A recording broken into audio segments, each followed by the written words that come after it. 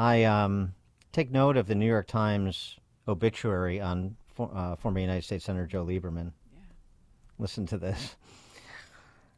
Joe Lieberman, Connecticut's four-term United States Senator and Vice President Al Gore's Democrat running mate in the 2000 presidential election, which was won by George W. Bush and Dick Cheney when the Supreme Court halted a Florida ballot recount, died on Wednesday in Manhattan. He was 82. Um, isn't that what we call election denialism in the modern context? Won by George W. Bush and Dick Cheney when the Supreme Court halted a Florida ballot recount. New York Times still won't accept the results of the 2000 election, and the D.C. press corps obsesses about any cross words regarding the outcome of the 2020 election. Don't you just find this delicious? Well, I think it's even better that Lieberman, apparently he wasn't, well, he had a fall. He maybe wasn't doing well, but he was cognizant enough to call out Schumer for his rant against Netanyahu and asking for new elections in Israel. So, I mean, I appreciate him and his independence that way, calling out his own Democrat colleagues. Yeah, I think Joe Lieberman. Well, I mean, Joe Lieberman left to go to the no labels gaggle, which is a useless, futile, silly exercise. But at least he had the good sense to leave the party to which he really had no place, Right. given his viewpoints. For more on the D.C. press corps and the latest with the Trump trials and the horse race, please be joined again by Michael Goodwin, New York Post columnist and Fox News contributor. Michael, thanks for joining us. Appreciate it. My pleasure, guys. Thank you.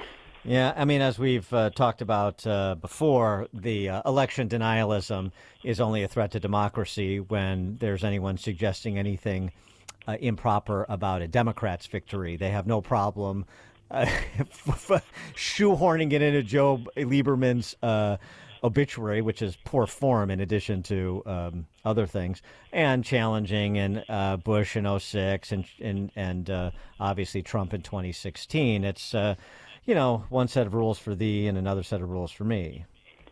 Well, look, that's because the New York Times knows better than you do. It knows best. It knows better than anybody in the country. I mean, you scan the New York Times on any given day, and it will be lecturing people across the country, around the world, about how to do things better. Meanwhile, at home, the New York Times newsroom is like a cats and dogs fight going on over everything, over the content of the paper. The union wants to have a transgender hiring quota. I mean, people don't want to be in the office. They went on strike for all of these things. I mean, the New York Times, and as I've written about its own history, we're now in the fifth generation of what the New York Times elsewhere would call a white supremacist organization, white male supremacy. It was the founders of the paper, the owners back in the late 19th and early through the 20th century, were all Confederate sympathizers. You will not find the New York Times acknowledging its own flaws, but as it goes on, telling the world how to fix itself. It's quite breathtaking how they insert their politics into every possible nook and cranny. As you point out, Dan, and that's just bad writing. That's bad that is form. bad writing too. On top of it, yeah. I wanted to get your take as a New Yorker on the Trump trials, particularly those trials and tribulations, I should say, in Manhattan. What sort of chance do you give Trump to be acquitted in the Alvin Bragg hush money trial? Well, I think the question of whether he's acquitted probably will only come on appeal, because the problem with the case is that no one has quite figured out how the prosecutor, Alvin Bragg, has concocted this, a series of bookkeeping maneuvers he charges. They are misdemeanors, but somehow through a chemical explosion, he has turned them into felonies. No one quite knows how he has done that. He has not really laid that out. It's a novel theory that's never been used in any case before. But it does point up how rabid New York prosecutors are to get Donald Trump on anything. I mean, this is a case where Michael Cohen, convicted perjurer, will be the chief witness. This is a case that the former district attorney turned down, that Bragg himself turned it down when he first took office, but was then pressured by the Andrew Weissman types who have bloodlust for Trump. And so he took this case up and looked reluctantly and then embraced it with this novel theory. So I think, much like the forfeiture case that the Attorney General brought against Trump in New York, it was when it came to the next level of the judiciary that they found the bond requirement excessive, and brought some sense to the matter. Not complete sense, because the whole idea that the banks were hoodwinked or the public was cheated is fiction. It's made up. Do you have any doubt that Bragg, Letitia James, Fani Willis, Jack Smith are coordinating these prosecutions with the Biden White House? Zero doubt. No question about it. And I think it's one of the great untold stories of this era. The New York Times, way back in April of Garland, that he had not prosecuted Donald Trump. And the Times went to great lengths to assure the readers that Biden had never spoken directly to Garland about this. Now, this is in the New York Times, so I think the president just spoke to Garland through the New York Times. Right. And so the Times delivered the message, and wouldn't you know it, before long, Donald Trump is prosecuted.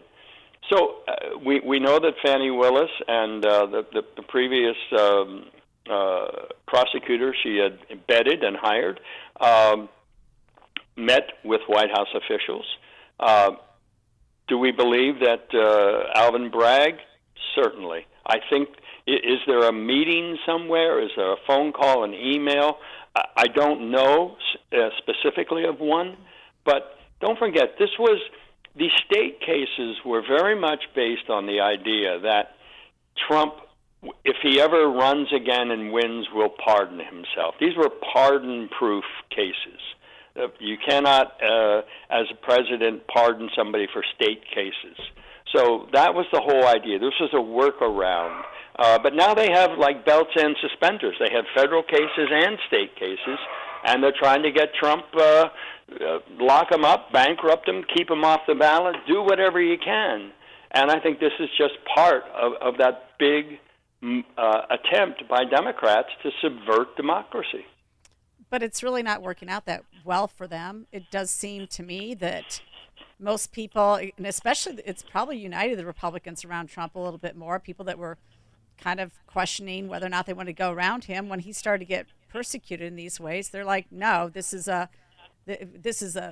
seminal moment in our history when they're going after Trump this way. And I think even not just Republicans, I just think the independents see it this way too. It appears that most people think this is politically motivated. So I think it benefits him.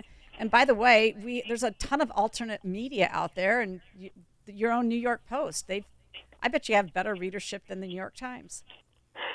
Well, I like to think we have smarter readers anyway. They know more. They've learned more. Jeannie, you're absolutely right about this helping Trump. But that doesn't make it right. No, you're right. And I think that's the problem here, is that the Department of Justice, prosecutors, they've been subverted. I mean, there are so many cases that get prosecuted, so many people. And as Jim Jordan has said, I think eloquently, in recent years we've had three cases, three investigations of top people over classified documents. Joe Biden, Hillary Clinton, and Donald Trump, and only one of them is being prosecuted. And he just happens to be the Republican in the field. I think things like that really just eat at the heart of our system of justice. I mean, I don't trust the FBI anymore. Now, I grew up trusting the FBI all through my years as a journalist. I didn't really have any problem with the FBI. So I hate to hear myself say this, but I don't trust the FBI. I think they are politicized. I think that there's a kind of runaway train going on. I don't trust the CIA either.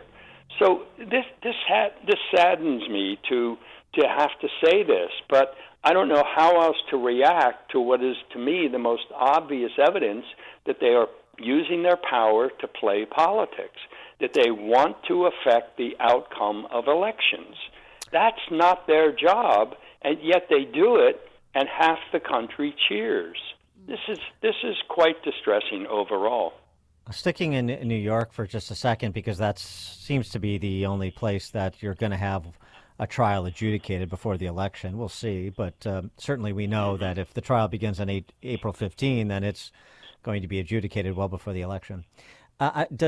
Is there any sort of boomerang effect, do you think, that could happen in the Bragg trial because of the Letitia James civil forfeiture case, these $450 million fines, and leaning and threatening to lien and seize property to satisfy the judgment if Trump doesn't come up with the now reduced bond of $175 million, and so forth?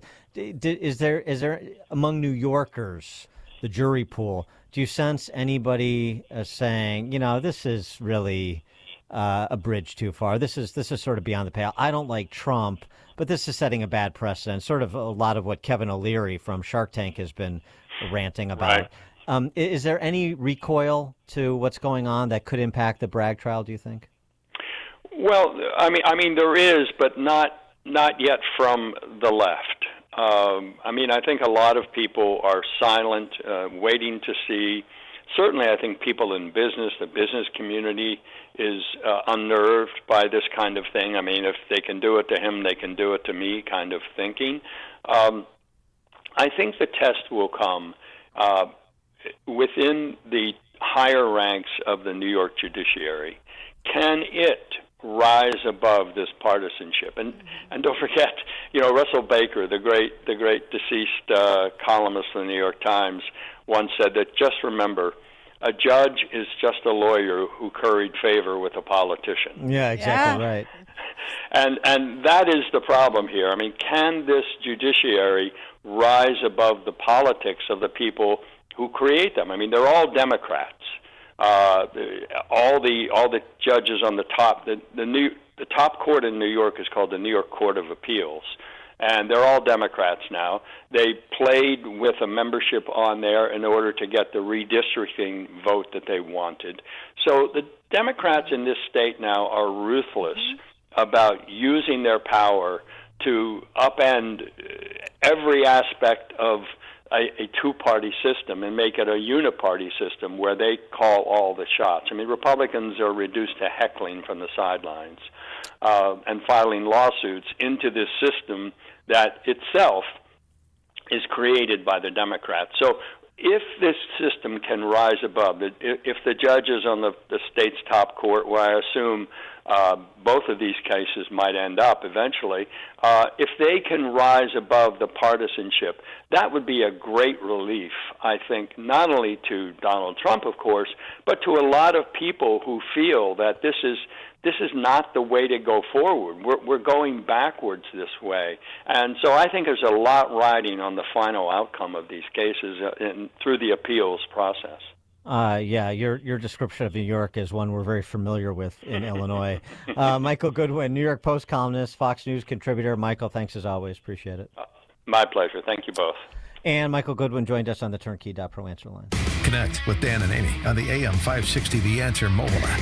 Just text the word app to 64636 to download the app today. In the fast-paced rhythm of life,